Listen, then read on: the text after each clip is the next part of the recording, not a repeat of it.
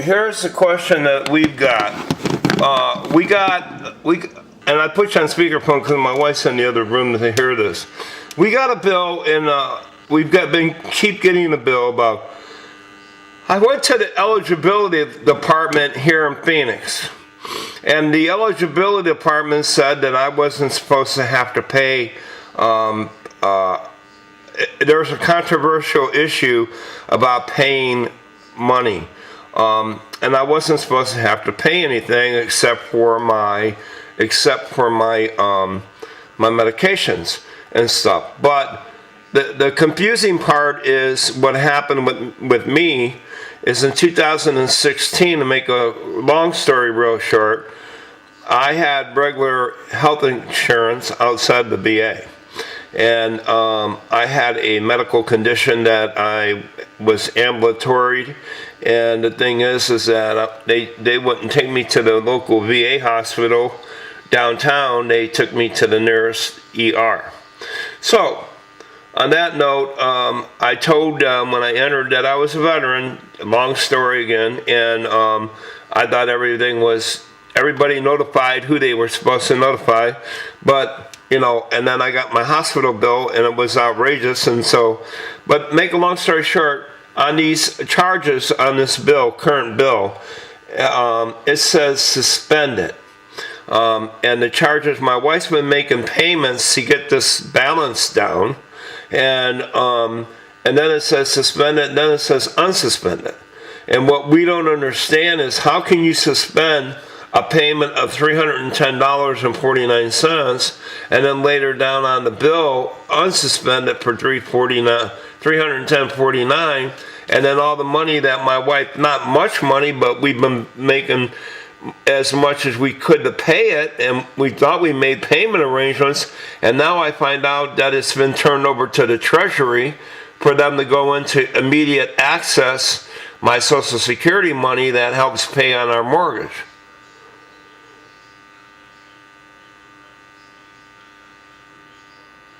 Hello? Okay, so are you talking about your June statement, your old June statement? Yeah, I'm talking about a statement that I'm looking at dated probably, hang on a minute, if I can find me a date. You got to forgive me because my, trifocals and my age and everything else. I'm looking at it says balance due by July 18th. Yeah, 2018, right. And then, statement date is 6/21. Right. Yeah, that's the old statement. Yeah, well, my wife's been making payments on this. And the other thing is that she said, how do you pay on a previous balance that was in 2016? How would you make payments on all that? That's what we tried to even argue with the Treasury guy, but the Treasury guy said, sorry, it's too late. We got it. We're going to go get it. And that's it. It's a debt to the government.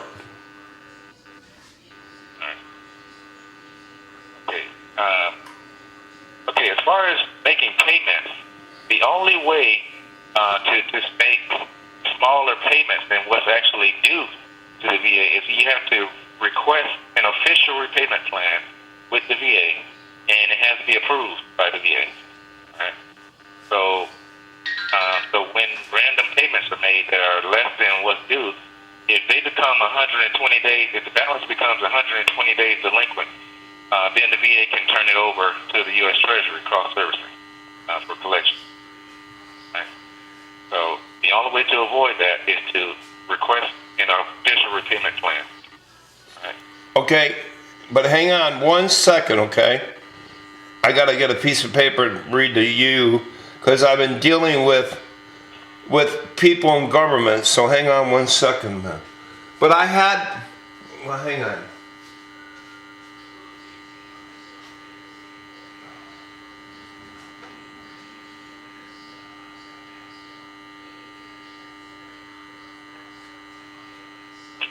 Sir, is what you're getting regarding this balance? Yeah, hang on 1 minute. Okay, when okay, I tried making payments with the Treasury Department, okay, and the guy's like, sorry, it's too late. We're coming in to get this and that and that and that, whatever. So I tried making payments with the Treasury Department. But here's what happened in my 100 and some days that I was working on and still working on as of yesterday.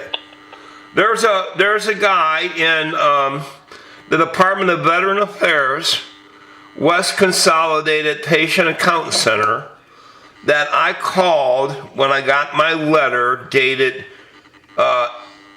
6/8/2018. There's a statement here about my waiver was denied. My waiver request was denied based on the following, yada, yada, yada, and the enclosed VA Form 4107 explains procedures and appellate rights. But on this form, it says account balance. Now listen to the statement. Account balance after waiver decision is 0. Account balance after waiver decision is 0. Now, how can they say account balance after waiver decision is 0? They didn't even show me an account balance on that. So I'm like, okay, well then I guess it's 0. I don't know nothing. Now with all this confusion of this amount of money, I finally got a hold of somebody in that Department of Veteran Affairs West Consolidated Patient Account Center, and John Encinio, Toby Cummings from the WCPAC division called John. John calls me, and the other day, and he said that he looked at my file, and he said, Mr. Redding, they got you as a non-payable vet. I said, well, first of all, I'm not getting 10%, I'm not getting no 30%, and I'm not 100%. I'm just low income. And he goes, yeah, and you're not supposed to have to pay nothing but for medication. And I'm like, okay, well, then, but this was going back, he didn't understand, this is going back since 2016. So, he claims he's going to work on it, and because he already saw in the notes from the WCPAC that the Treasury Department is already going to zap it out first of the month. Well, so I'm trying to get the vets to understand that how can this letter show 0, and then all of a sudden I'm going with the Treasury Department zapping out $361. I don't have that letter, whatever letter that you're referring to. I can't see that letter. Right. I guess you can't go into my complete VA file. But yeah. So, I do have your current balance in front of me. All right. That's been turned over to the U.S. Treasury. All right. Yeah, and that is? That's $278.80. And you have to work out an arrangement directly with them on that. Yeah. No, I'll tell you what, on that note, 271, what was that? 80? 278.80. 278.80. Well, now it has escalated with the Department of Treasury, probably going into the presidential funds, that they say that the Treasury Department says that they're going to take out $361. Yeah, they add a 30% collection fee.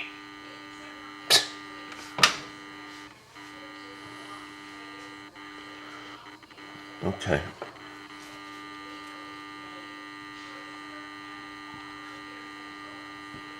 All right.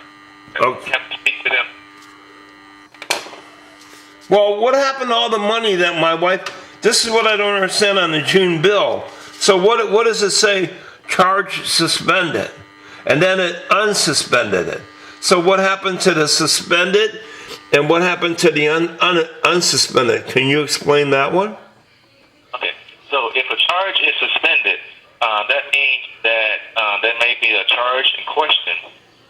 That usually means there's a charge in question, and then the VA is requested to look into that charge to see if it's a valid charge.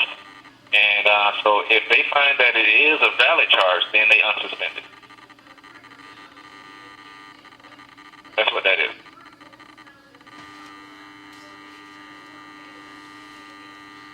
Are you there, sir? Yeah, I'm still here. Yeah, and I'm still here, but I'm still confused, but that's okay. That's part of my life. So what happened to all the money that my wife was putting on and trying to get it down? I mean, I think I tried to call to make a payment arrangements before the 160 days. Maybe I didn't. Maybe because I was relying on the form, hang on a second, let me get this form and then you'll know what I'm talking about. That financial form, I sent them the financial form for me and my wife because I also found out the untruth factors that it's still not based on the amount of money I'm getting. It's based on the household total net worth income, including my working spouse. So that's what they say when you get married, till death do you part, because she's going to be responsible for me until I die. But so the only scary part of this is if I need surgical procedures, I'm better off just laying under a bridge and say, run me over. So now I understand why a lot of veterans are we fought and we stood up for our country, and now our country don't want to seem like they want to stand up for us. Well, that's not true. That's why you can go to the VA for healthcare. Well, yeah, but still you got to pay out of the kazoo.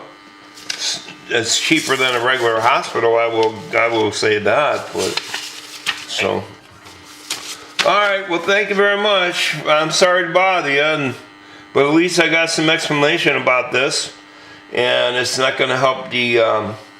It's too late to get the Treasury off my ass, but okay. Thank you. You're welcome.